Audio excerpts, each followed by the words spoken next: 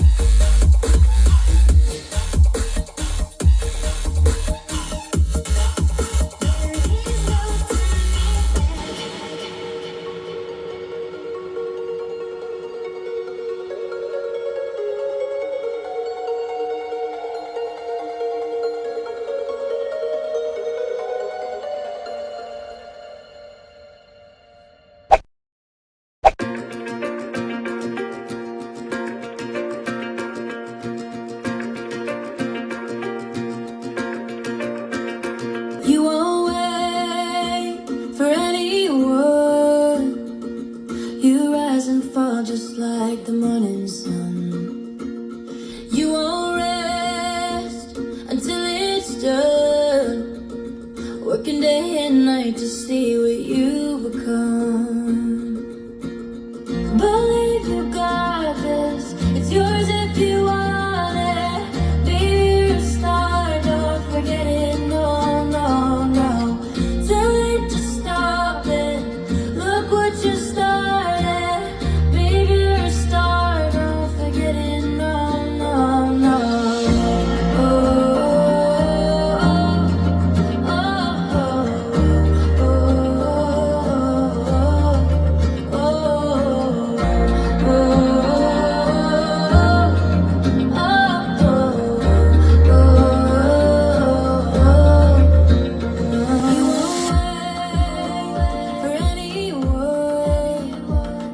you rise and fall just like the morning sun. You won't rest until it's done. Working day and night to see what you become. Believe you got this. It's yours if you want it. Baby, you're a star. Don't forget it. No, no, no.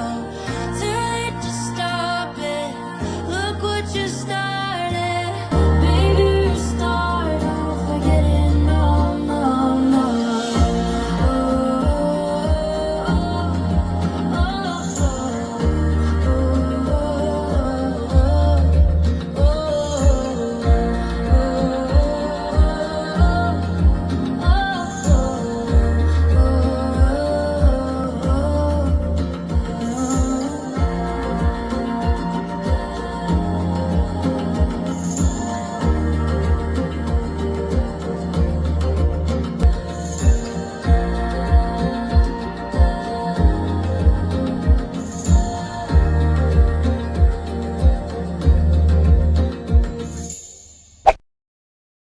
เป็นยังไงบ้างฮะหลังจากที่ได้ไปฟังการเปรียบเทียบเสียงระหว่าง MR3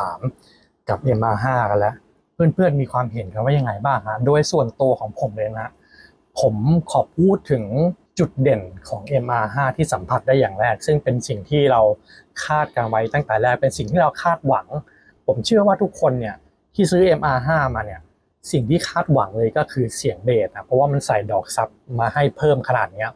ทุกคนแน่นอนจะต้องคาดหวังเสียงเบสที่มันจะต้องกระหึ่มแล้วก็มีน้ำหนักแน่นอนแต่โดยส่วนตัวผมนะโอเค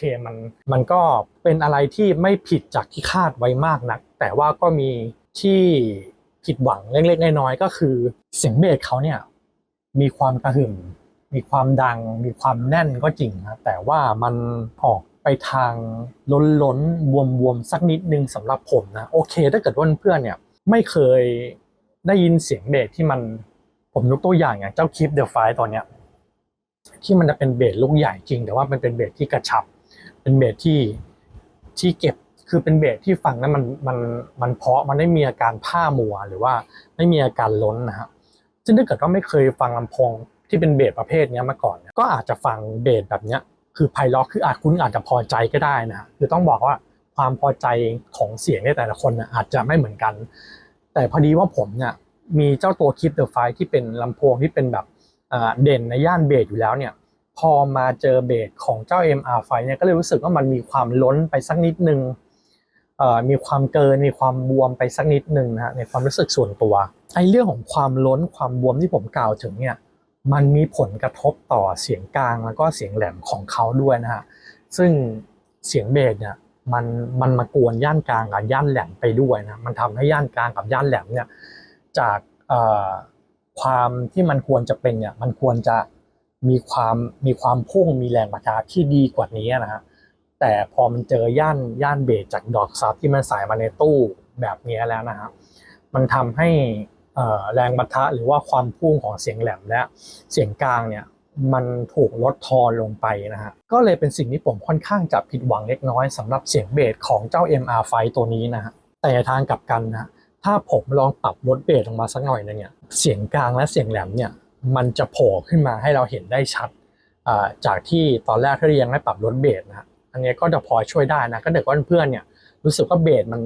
มันเยอะมันเกินไปเนี่ยก็ไปปรับลดเบสไม่ว่าจะเป็นด้านหลังลำโพงหรือว่าจะเป็นในแอปของ Edifier Connect ก็ได้นะครับทีนี้มาพูดกันในเรื่องของย่านเสียงแหลมกันมากครับในส่วนของเสียงแหลมเนี่ยผมให้มันมีลักษณะคล้ายๆกับเสียงแหลมของ MR4 แล้วพอลงมาเสียงของเสียงย่านกลางเนี่ยผมมองว่ามันมีลักษณะของโทนเสียงเนี่ยที่เสียงย่านกลางเนี่ยคล้ายๆกับ MR3 ตัวนี้คือเอาง่ายๆถ้าเกิดว่าผมปรับลดเบสลงมาเนี่ยแล้วเปิดเทียบกับ MR3 เนี่ยโทนเสียงมันมีลักษณะที่ค่อนข้างที่จะคล้ายกันมากจะแตกต่างกันในเรื่องของมิติเสียงที่ MR5 เนี่ยมันฟังแล้วมันรู้สึกว่ามีมิติเสียงมีการแยกชั้นของเสียงกลางและเสียงแหลมได้ดีกว่าในกรณีที่ลดเบสลงมาแล้วนะครับแต่ถ้าเกิดว่าไม่ลดเบสเนี่ยมันถูกลดทอนไปเยอะมากเลยสำหรับความรู้สึกผมนะเสียงกลางกับเสียงแหลมของเขาในขณะที่ MR3 เนี่ยแน่นอนนะตัวแค่นี้แล้วเขาไม่มีดอกซับเนี่ยเขามีแค่ดอกมิดเบสที่ให้เสียงกลางกับเสียงต่ำในดอกเดียวนะฮะเบสเขาก็เลยไม่ได้ตูมตามแต่ว่าข้อดีของเขาว่าคือเสียงเบสมันไม่กบเสียงกลางกับเสียงแหลมทำให้ถ้าเกิดว่าใครที่ชื่นชอบในการฟังเพลงหรือว่าทำงานด้านมอนิเตอร์ใช้ทำงานตัดต่อด้านเสียงผมว่าส่วนตัวผมมองว่า MR3 น่าจะเหมาะกว่า MR5 สำหรับคลิปนี้ผมจะลงรายละเอียดไปทาง MR5 ซะส่วนใหญ่นะครับเพราะว่า MR3 เนี่ยผมเคยพูดไปแล้วในคลิปตอนนี้เทียบ MR3 กับ MR4 เพราะฉะนั้นเนี่ยเอา MR3 ดอกข้างๆมาก่อนเรามาต่อกันรายละเอียดอีกจุดหนึ่งนะสำหรับเจ้า MR5 ตัวนี้เจ้า MR5 ตัวนี้เนี่ยเขาใส่ระบบมา2ระบบที่ช่วยในเรื่องของการแบ่งแยกดอกลำโพงทั้ง3ดอกนะก็คือหนึ่งเลยคือระบบ crossover ที่เป็นการตัดย่านความถี่นะครับตามสเปคที่เขาระบุเนี่ยเขาจะตัดย่านความถี่อยู่2จุดด้วยกันก็คือจุด155 เฮิรตซ์ย่านความถี่ที่155 เฮิรตซ์เนี่ยก็คือต่ำกว่า155 เฮิรตซ์ลงมาเนี่ยจะไปลงที่การทำงานของดอกซับที่ใส่มานะแล้วก็สูงกว่า155 เฮิรตซ์ขึ้นไปเนี่ยเขาก็จะมาทำงานที่ดอกกลางตรงนี้นะครับแล้วก็อีกจุดหนึ่งที่เขาตัดก็คือย่านความถี่ที่2,600 เฮิรตซ์ก็คือตั้งแต่ต่ำกว่า2,600 เฮิรตซ์ลงมาเนี่ยก็จะอยู่ในการควบคุมของดอกกลางนี้อยู่นะแต่ถ้าเกิดว่าสูงกว่า2,600 เฮิรตซ์ขึ้นไปเนี่ยก็จะเป็นเรื่องของดอกทวิตเตอร์แล้วสำหรับคอร์สโอเวอร์ที่เขาใส่มาเนี่ยก็จะทำการตัดย่านความถี่2ช่วงประมาณนี้นะฮะแล้วก็อีกระบบหนึ่งก็คือระบบไตแอมที่เขาใส่มาคำว่าไตก็แปลตรงตัวอยู่แล้วนะว่าแปลว่า3ซึ่งข้อมูลหรือว่าศัพท์ทางเทคนิคหรือศัพท์ทางวิชาการหรือว่าข้อมูลทางเทคนิคเนี่ยผมไม่ค่อยมีความรู้มากเท่าไหร่ผมจะอธิบายตามที่ผมเข้าใจนะแต่ถ้าเกิดว่าผมอธิบายตรงไหนผิดเนี่ยก็เพื่อนๆมาแย้งได้ที่คอมเมนต์หรือว่ามาช่วยเสริมได้เลยนะในส่วนของระบบไตแอมเนี่ยคร่าวๆเนี่ยมันเป็นการจ่ายพลังงานหรือจ่ายแรงไฟเนี่ยแยกควบคุมแต่ละดอกลำโพงให้แยกกันนะก็คือส่วนหนึ่งเนี่ยไปเลี้ยงดอกทวิตเตอร์ส่วนหนึ่งไปเลี้ยงดอกกลางแล้วก็ส่วนหนึ่งไปเลี้ยงดอกซับก็คือแยกการทำงานกันเลยนะครับซึ่งในทางเทคนิคเนี่ยมันควรจะได้ในเรื่องของการแยกรายละเอียดของเสียงเนี่ยที่ชัดเจนมากขึ้นไม่ทับซ้อนกันหรือว่าเอาง่ายๆก็คือแยกย่านความถี่เนี่ยแบ่งออกมาเป็นมิติได้มากขึ้นนะฮะในทางเทคนิคที่มันควรจะเป็นนะฮะคือมันน่าจะไปในทิศทางที่ดีแต่จากการใช้งานจริงเนี่ยก็ต้องบอกว่ามันไม่ดีเท่าที่ผมจินตนาการไว้นะฮะสาเหตุหนึ่งที่ผมคิดว่ามันเป็นอย่างนั้นก็เพราะว่าอาการที่เขาใส่ดอกซับตรงนี้นะเป็นรูออกของเสียงเบสดอกซับเนี่ยฮะเขาได้อยู่ใต้นี้ผมไม่รู้จะส่องยังไงเพื่อนๆเห็นนะครับลักษณะดอกซับเนี่ยเขาจะเป็นการยิงลงพื้นด้านล่างนะซึ่งในการที่เขาใส่ดอกซับมาในตู้ลำโพง2.0ที่มีขนาดตัวเท่านี้นะฮะมันน่าจะเป็นข้อผิดพลาดหรือว่าเป็นจุดที่ทำให้การทำงานของระบบไตแอมเนี่ยมันไม่ดีเท่าที่ควรตามที่มันควรจะเป็นนะปกติเนี่ยผมจะเห็นการใส่ดอกลำโพง3ทางเนี่ยกับพวกลำโพงไฮเอ็นที่เป็นแบบทรงทาวเวอร์ตู้สูงๆนะฮะซึ่งแน่นอนมันมีพื้นที่ในการแบ่งแยกดอกลำโพงเนี่ยค่อนข้างที่จะห่างกันนะฮะเพราะฉะนั้นเนี่ยระบบไตแอมที่ควบคุมมันจ่ายไปเนี่ยบวกกับพื้นที่ของดอกลำโพงที่มันห่างกันระยะของดอกลำโพงที่มันห่างกันเนี่ยมันก็อาจจะทำให้แต่ละย่านเสียงเนี่ยไม่กบเหมือนเจ้า MR5 นะข้อจำกัดของมันก็คือเนี่ยดอกลำโพงมันอยู่ใกล้กันเลยมันอยู่แทบคือง่ายๆเนี่ยคือไอ้ดอกซับมันอยู่หลังดอกกลางเนี่ยเสียงมันก็ออกมาด้านข้างเนี่ยเพราะฉะนั้นเนี่ยมันทำให้เสียงเนี่ยมันไปกบกับเสียงกลางเสียงแหลมอย่างที่ผมบอกในเบื้องต้นนะในมุมมองของผมในความคิดเห็นส่วนตัวของผมเนี่ยผมเลยมองว่ามัน ค่อนข้างที่จะเสียของนิดนึงนะสำหรับไตแอมแต่ในทางกลับกันนะไอสิ่งที่เราได้ยินเนี่ยมันอาจจะเป็นจุดที่ดีแล้วก็ได้นะฮะเพราะถ้าเกิดว่าเขาไม่ใส่ไอระบบไตแอมมาในทางกลับกันถ้าเกิดว่าเขาไปใช้ระบบไบแอมที่ควบคุมดอกลำโพงแค่2ดอกเหมือนแบบบางลำโพงเนี่ยฮะไอดอกซับเนี่ยกับดอกกลางเนี่ยมันอาจจะทำงานพร้อมกันในย่านความถี่ที่มันรวมกันอยู่ก็ได้นะครับเพราะฉะนั้นเนี่ยเสียงมันอาจจะแย่กว่านี้ก็ได้นะอันนี้อาจจะทำได้ดีที่สุดแล้วสำหรับตู้ลำโพงขนาดนี้แล้วก็พื้นที่ของตัวลำโพงแบบนี้นะฮะทีนี้ครับผมคิดว่าน่าจะมีเพื่อนๆหลายคนนะอยากจะรู้ข้อหนึ่งว่าเจ้า MR5 เนี่ยมันใส่ดอกซับมาในตู้ลำโพงขนาดนี้แล้วเนี่ยแล้วมันมี2ข้างที่เป็นลำโพง2.0เนี่ยมีดอกซับทั้ง2ข้างเลยเนี่ยเสียงเบสเนี่ยมันจะสู้ซับวูฟเฟอร์แยกได้หรือเปล่าผมก็ต้องตอบตรงนี้เลยนะครับว่ามันไม่สามารถที่จะแทนที่กันได้แต่พอจะทดแทนได้เล็กๆน้อยๆแต่ไม่สามารถแทนที่ซับวูฟเฟอร์ได้มันคนละอารมณ์กันนะครับผมลองเทียบกับ MR3 ใช้งานคู่กับ Edifier T5 ที่เป็นซับวูฟเฟอร์แยกดอกขนาด8นิ้วนะฮะอารมณ์ที่ได้เนี่ยมันคนละอารมณ์กันกับMR5 นะโอเค MR5 มันเบสมันกระหึ่มมันอะไรก็จริงแต่ว่าความที่ซับวูฟเฟอร์เนี่ยมันเป็นดอกลำโพงเดี่ยวใหญ่ๆเนี่ยครับมันเลยทำให้ความแน่นของเนื้อเบสแล้วก็ความกระแทกกระทันเนี่ยมันให้ความรู้สึกมีอารมณ์มากกว่าตัวดอกซับเบสที่เขาใส่มาใน MR5 ตัวนี้นะส่วนตัวนะครับถ้าเกิดว่าผมจะต้องเลือกเนี่ยยังไม่พูดถึงเรื่องราคานะ MR3 บวกกับ Edifier T5 แล้วก็เจ้า MR5 เนี่ยส่วนตัวผมจะเลือก MR3 กับ T5 นะแต่ทีนี้เนี่ยพอมันมีปัจจัยเรื่องราคากันแล้วเนี่ย MR5 เนี่ยก็เลยดูน่าจะโอเคกว่านะสำหรับคนที่มีพื้นที่ไม่เพียงพอในการวางซับหรือว่ามีงบที่ไม่อยากจะบานปลายอะไรก็แล้วแต่นะก็และอีกอย่างก็คือ MR3 บวก T5 เนี่ยพอซับวูฟเฟอร์เนี่ยเราต้องวางพื้นใช่ไหมมันเลยทำให้มีระยะห่างของตัวลำโพงหลักเราไว้ด้านบนซับวูฟเฟอร์ไว้ด้านล่างเพราะฉะนั้นเนี่ยการกวนของเสียงเบสเนี่ยมันจะน้อยกว่าเจ้า MR5 ที่มีดอกซับอยู่ในตู้นี้นะฮะก็ประมาณนี้ฮะกันฮะสำหรับเรื่องเสียงของเจ้า MR5 แล้วก็ MR3 ทีนี้เราพูดถึงเรื่องสเปคกันมากนะเริ่มจาก MR5 ก่อนนะ MR5 เนี่ยสเปคดอกลำโพงเขาเนี่ยเริ่มจากดอกทวิตเตอร์เลยก็คือขนาด1นิ้วแล้วก็ลงมาที่เป็นดอกเสียงกลางเนี่ยฮะจะมีขนาด 3.75 นิ้วในขณะที่ MR3 เนี่ยดอกเสียงกลางต่ำของเขาเนี่ยจะมีขนาด 3.5 นิ้วนะก็คือต่างกัน0.25 นิ้วและดอกทวิตเตอร์เขาเป็นโดมผ้าไหมด้วยกันทั้งคู่มีขนาด1นิ้วด้วยกันทั้งคู่แล้วก็ในส่วนของดอกซับเบสหรือว่าดอกบูฟเฟอร์เนี่ยฮะที่ให้เสียงเบสแยกออกมาเนี่ยเขามีขนาด5นิ้วโดยที่วัสดุของดอกบูฟเฟอร์เนี่ยจะเป็นวัสดุเดียวกันกับตัวดอกลำโพงของ R1855DB เดี๋ยวผมยกมาให้ดูนะฮะไม่แน่ใจว่าเพื่อนๆกล้องมันโฟกัสเห็นหรือเปล่าก็คือดอกลำโพงจะเป็นลักษณะคล้ายๆแบบนี้เลยครับเป็นเยื่อกระดาษประมาณนี้เลยนะครับแล้วก็ในส่วนของตัวตู้ลำโพงก็เป็นไม้ MDF ด้วยกันทั้งคู่แล้วก็หุ้มเป็นหนัง PU มานะครับทีนี้เรามาดูเรื่องของช่องการเชื่อมต่อกันบ้างครับ ด้านหลังของ MR5 และ MR3 ในส่วนของ MR5 เนี่ยเขาจะเพิ่มช่องการเชื่อมต่อมา1ช่องจากที่ MR3 และ MR4 เนี่ยไม่มีนะฮะก็คือช่อง XLR ตรงนี้เป็นช่องแบบสัญญาณบาลานซ์นะนอกนั้นก็มีช่องสัญญาณที่เหมือนกับ MR3 และ MR4 ก็คือ RCA ที่เป็นสัญญาณแบบอันบาลานซ์แล้วก็เป็นช่อง TRS ที่เป็นสัญญาณแบบบาลานซ์นะครับและในส่วนของการเชื่อมต่อสัญญาณบลูทูธก็มีมาให้ทั้งคู่นะฮะแต่ในส่วนของ MR3 เนี่ยออกมาก่อนเพราะฉะนั้นเนี่ยเวอร์ชันบลูทูธก็จะเป็นเวอร์ชันที่เก่ากว่าก็คือเวอร์ชัน 5.4 แต่ก็ต้องบอกว่าถึงแม้จะเก่ากว่าที่เป็นเวอร์ชัน 5.4 เนี่ย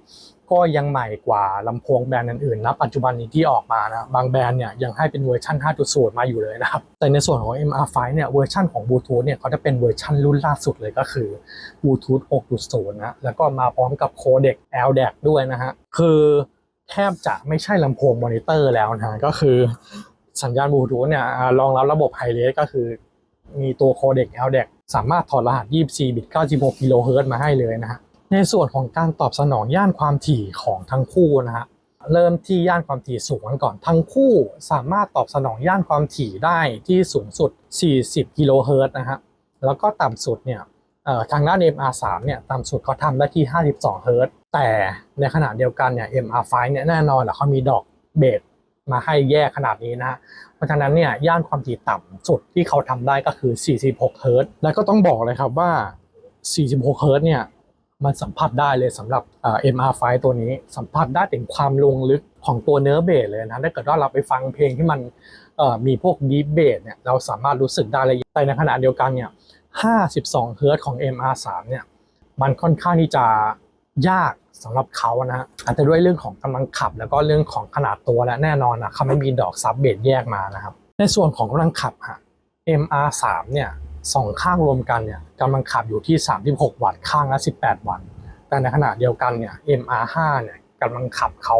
ตกข้างละ55 วัตต์สองข้างรวมกันก็110 วัตต์แล้วก็ทั้งคู่เนี่ยรองรับการเชื่อมต่อแอป Edifier Connect นะฮะผ่านการเชื่อมต่อบลูทูธแต่ว่ามีจุดที่น่าสนใจนิดหนึ่งในส่วนของ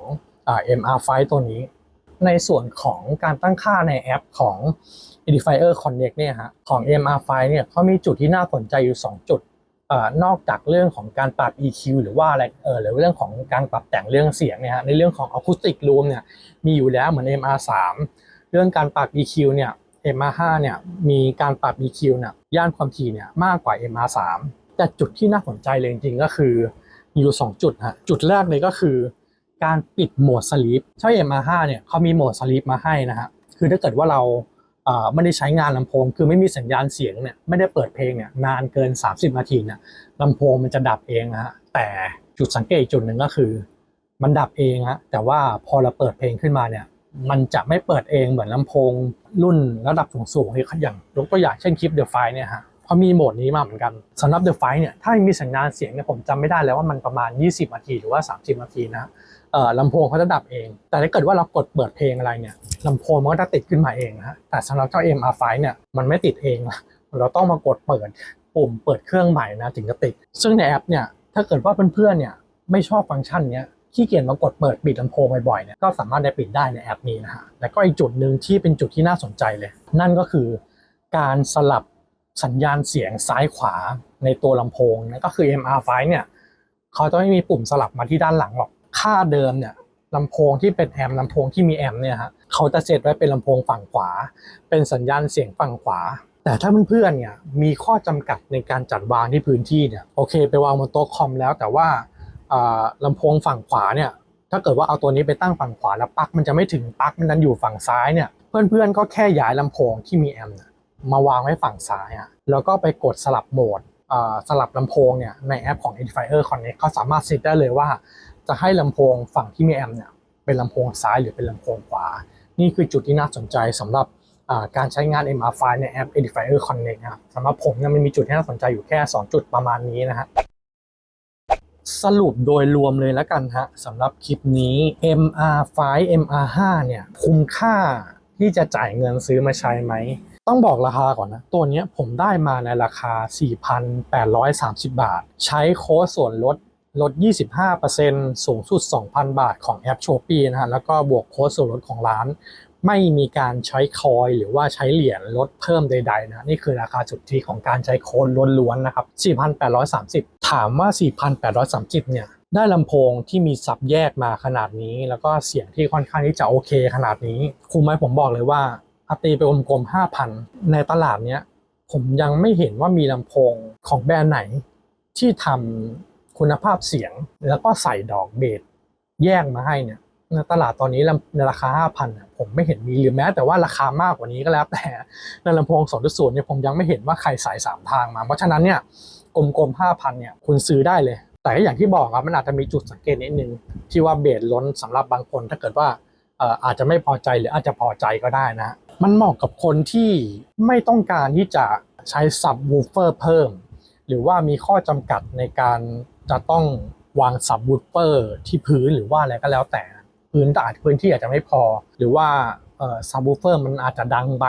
เพราะฉะนั้นเนี่ย MR5 เนี่ยตอบโจทย์คุณแน่นอนส่วนในเรื่องของการเพิ่มเติมด้านเสียงเนี่ยถ้าเกิดว่าใครเชี่ยวชาญด้าน EQ นะคุณไปปรับแต่ง EQ ให้มันเป็นเสียงที่คุณต้องการได้เลยคุณมีความสามารถแค่ไหนนะ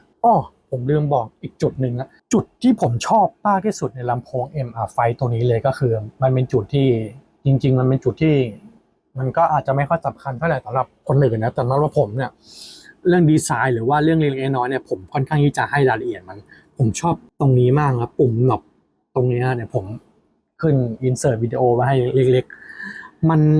ผมชอบที่เขาทำปุ่มปรับเพิ่มเสียงแล้วก็เปลี่ยนโหมดตรงเนี้ยใส่รายละเอียดดีเทลตรงนี้มามันสวยงามกว่า